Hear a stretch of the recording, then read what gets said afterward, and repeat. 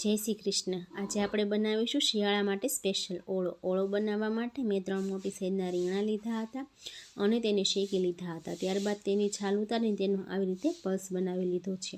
હવે આપણે તેમાં ઉમેરવા માટે લીલી ડુંગળી લીધી હતી અને તેને પણ આવી રીતે ઝીણી સમારી લીધી છે। જો લીલી ડુંગળી ન હોય તો તમે સૂકી ડુંગળી પણ વાપરી શકો છો।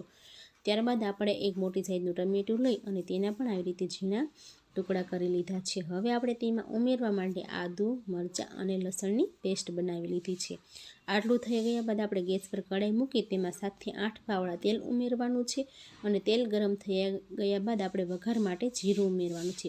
જીરું સતળાઈ ગયા પછી આપણે તેમાં આદુ, મરચાં અને લસણની પેસ્ટ ઉમેરવાની છે અને તેને સારી રીતે મિક્સ કરી લેવાનું છે। આટલું આપણું સતળાઈ ગયા બાદ આપણે તેમાં લીલી ડુંગળીના ટુકડા કરેલા હતા તે ઉમેરી દેવાના છે। આને ચડતા 7 થી 8 મિનિટ થશે તો આપણે તેને સારી રીતે મિક્સ કરીને 7 થી 8 મિનિટ માટે ચડવા દેવાનું છે। હવે તમે જોઈ શકો છો કે આપણી ડુંગળી સરસ રીતે સતળાઈ ગઈ છે। તો હવે આપણે તેમાં જે ટમેટાના ટુકડા કરેલા હતા તે ઉમેરી દેવાના છે અને સારી રીતે મિક્સ કરી લેવાનું છે। આપણા ટમેટા જલ્દી બફાઈ જાય તે માટે આપણે તેમાં 1 ચમચી જેટલું મીઠું પાવડર ઉમેરવાનું છે અને 1 ચમચી જેટલો હળદરનો પાવડર ઉમેરવાનો છે અને તેને 2 મિનિટ માટે ચડવા દેવાનું છે। ત્યારબાદ તમે જોઈ શકો છો કે આપણા મસાલા સરસ રીતે ચડી ગયા છે। તો હવે આપણે તેમાં 2 ચમચી જેટલો લાલ મરચું પાવડર ઉમેરીશું અને 1 ચમચી જેટલો ધાણા જીરું પાવડર ઉમેરીશું। જો તમને ગરમ મસાલો પસંદ હોય તો તમે ગરમ મસાલો પણ એડ કરી શકો છો।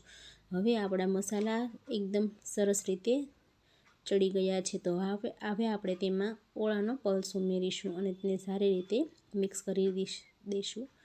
ત્યારબાદ આપણે તેને 2 મિનિટ માટે ચડવા દેવાનું છે। હવે તમે જોઈ શકો છો કે આપણો ઓળો બનીને તૈયાર થઈ ગયો છે। તો હવે આપણે તેમાં કોથમરી એડ કરવાની છે અને ગરમ ગરમ ઓળો તમે રોટલા સાથે સર્વ કરી શકો છો।